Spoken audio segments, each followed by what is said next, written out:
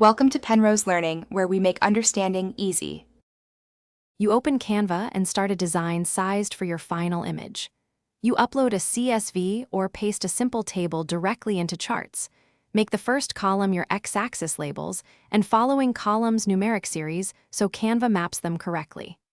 Once done, insert an elements chart and pick the line chart, then click Edit Data to paste or tweak values. This immediate mapping step is essential because incorrect headers or text-formatted numbers stop the chart from plotting.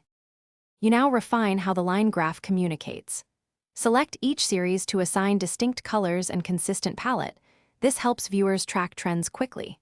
Next, adjust the y-axis range and tick spacing so values aren't bunched or misleading, and toggle grid lines for visual guidance.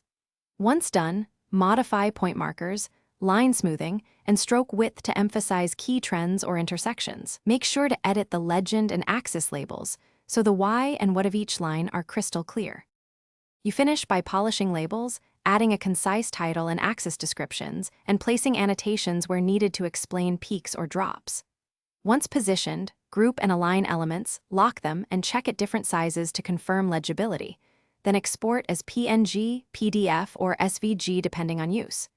If something goes wrong, like missing or flat lines, check the data formatting.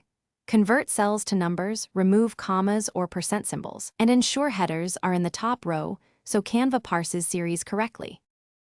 Thanks for watching. If this was helpful, leave a like and consider subscribing. See you next time.